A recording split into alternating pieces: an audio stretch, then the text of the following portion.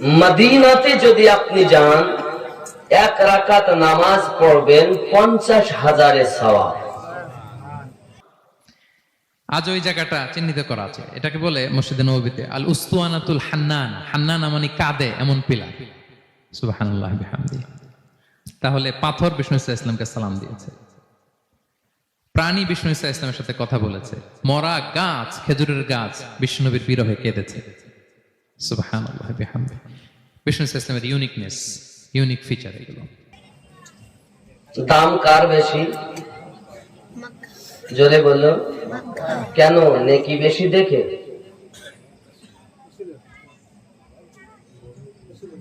দাম কার বেশি, মক্কার না মদিনা?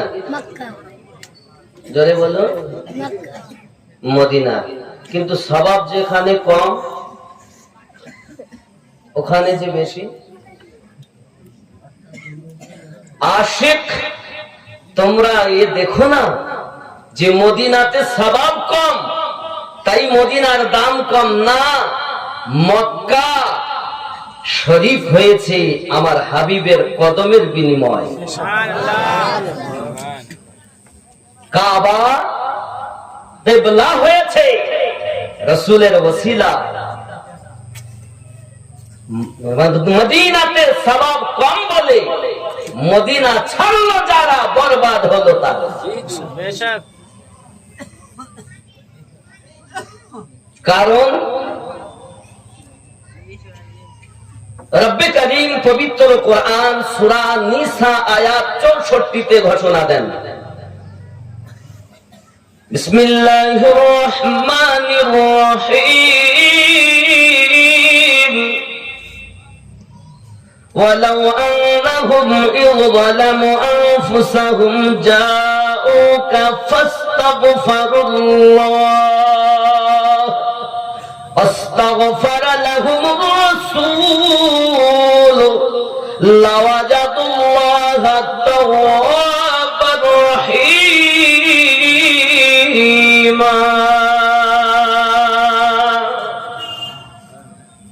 ولو انهم ظلموا انفسهم جاءوا। अगर कोई अपने नफ्स पर जुल्म कर ले, नफ्स আল্লাহ পাকের শ্রেষ্ঠ জীব আমরা, আল্লাহর যত মখলুকাত আছে তাদের মধ্যে শ্রেষ্ঠ আমরা। তো আমাদেরকে আল্লাহ 10টি জিনিস দিয়ে সৃষ্টি করেছেন। কয়টি? দুনিয়ার 5টি, আর আলামে আরো আর 5টি। আলামে খালকের 5টি, আলামে আরো আর 5টি। আলামে খালকের যে 5টি সেটি হলো আগুন, পানি, মাটি, বাতাস, নাফসে আম্মারা। খুব খেয়াল করবেন, এ বক্তব্য সব জায়গায় শুনতে পাবেন না। মাটি, পানি, আগুন, বাতাস, নাফসে আম্মারা 5টি হয়েছে। তো এটি হলো আলামে খাল, আর 5টি হলো আলামে আরওয়া। একটির নাম কল, একটির নাম রুহু, আর একটির নাম সির, একটির নাম খফি, একটির নাম আকফা। এই 5 আর 5 10টি দিয়ে সুন্দর 3.5 হাত গঠনের একজন মানুষ আল্লাহ বানিয়েছেন। কেমন বানিয়েছেন? রব্বে কারীম বলেন, لقد خلقنا الإنسان في أحسن تقويم।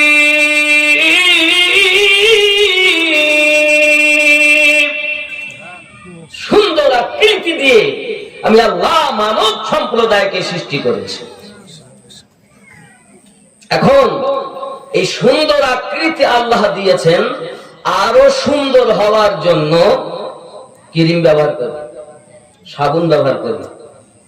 চেহারাতে আমরা কত কি ব্যবহার করি, করি কি করি না? করি কি করি না? কারণ কেউ মনে করছে আমাকে দেখবে, স্বামী মনে করছে বিবি দেখবে, বিবি মনে করছে স্বামী দেখবে, মানুষেরা আমাকে দেখবে, তাহলে মুখে আমাকে কত রকমের ক্রিম ব্যবহার করতে হয়।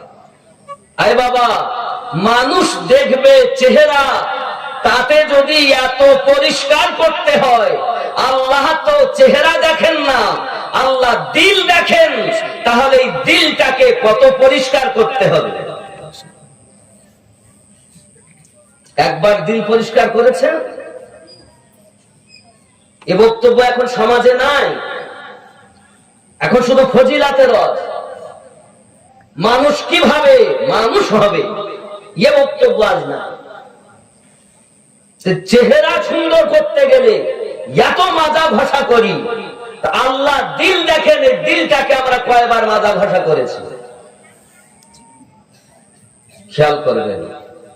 আব্বাজি আমার, এই দিলটাকে আপনি ভালো করে সংশোধন করুন, কারণ আল্লাহ পাক বলেন মানুষকে আমি সুন্দর করে তৈরি করেছি, এর মধ্যে আমি একটা রাজধানী দিয়েছি। রাজধানীটার নাম, আমাদের পশ্চিম বাংলার রাজধানী কলকাতা, ভারতবর্ষের রাজধানী দিল্লি। আচ্ছা, রাজধানীতে যদি কোনো অসুবিধা হয় তাহলে পুরো দেশটা অসুবিধায় পড়বে কি পড়বে না? কথাই বলে, কথা বলুন। রাজধানীতে, পশ্চিম বাংলার রাজধানীতে যদি কিছু হয় পুরো পশ্চিম বাংলা আসর হবে, যদি দিল্লিতে কিছু হয় পুরো ভারতবর্ষে আসর হবে। ঠিক তদ্রূপ মানব দেহের ভিতরে এক টুকরো বস্তু যার নাম হলো কল্ব, এটি হলো এই দেহের রাজধানী।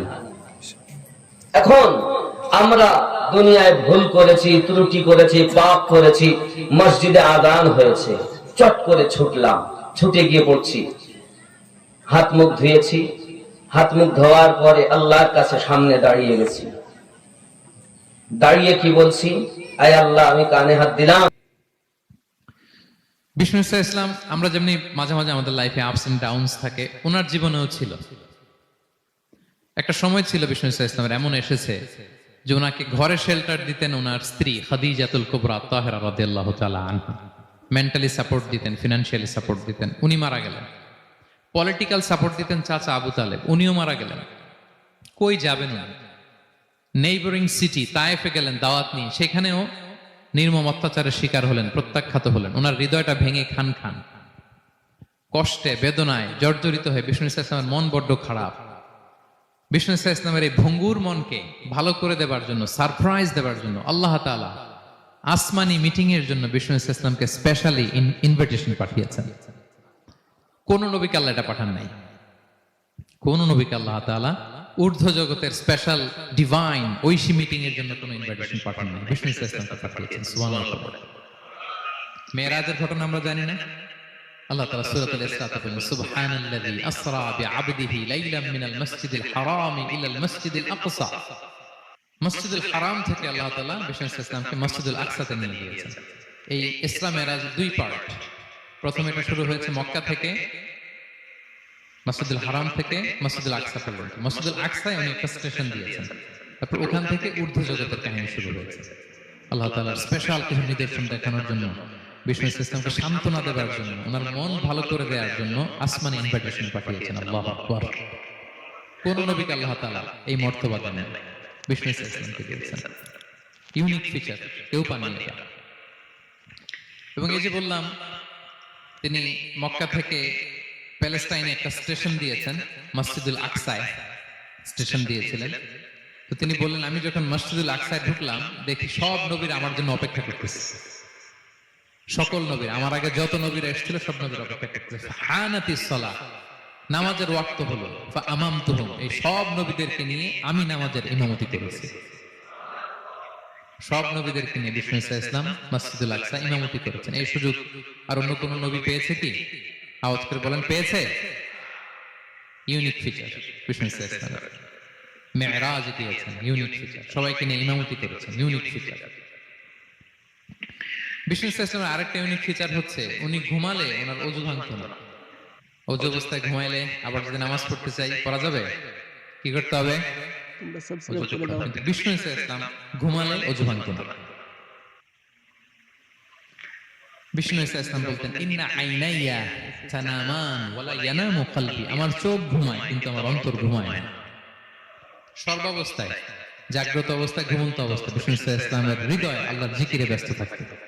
ইবনে আব্বাস রাদিয়াল্লাহু তাআলা আনহু তিনি বর্ণনা করেন, তিনি বলেন, আমি একবার আমার খালার বাড়িতে রাতে ঘুমাতে গিয়েছিলাম, ছোট মানুষ তখন, ইবনে আব্বাস, রাসূল সাল্লাল্লাহু আলাইহি ওয়াসাল্লাম ওনার খালু, আবার রাসূল সাল্লাল্লাহু আলাইহি ওয়াসাল্লাম কাজিন, চাচাতো ভাই, অনেক সম্পর্ক, বয়সে ছোট। বললেন যে রাতে আমার খালা মাইমুনা, রাসূল সাল্লাল্লাহু আলাইহি ওয়াসাল্লামের স্ত্রী, আমাদের আম্মাজান মাইমুনা বিনতুল হারিসের বাড়িতে আমি ঘুমাতে গেলাম। আমি ফলো করতাম নবী কি করতেন।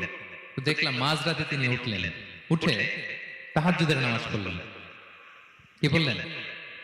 তাহাজ্জুদ পড়লেন। পরে বিষ্ণু ইসলাম একটু ঘুমালেন, এমন ঘুম হাত্তা সামি'তু গতীতা, ঘুমালে গভীর ঘুমের কারণে শ্বাস প্রশ্বাসের একটা মৃদু শব্দ হয় না বাতাসের, দেখেন কত চমৎকার পর্যবেক্ষণ করতেন তিনি। ইবনে আব্বাস বলেন হাত্তা সামি'তু গতীতা সাউতি, তার ঘুমের কারণে শ্বাস প্রশ্বাসের যে আওয়াজ, শ্বাস আসতেছে বের হচ্ছে, এটাও আমি কানে শুনতে পেলাম। মানে ভারী ঘুম, তার মানে কি ভারী ঘুম। তারপর দেখলাম বেলাল ফজরের আজান দিল, বিষ্ণু ইসলাম ওই ঘুম থেকে উঠে আবার নতুন করে ওযু না করে যে ফজরের নামাজ পড়া যায়। কেন? কারণ উনি আমাদের মতো ঘুমালে ওযু ভাঙতো না। ইউনিকনেস।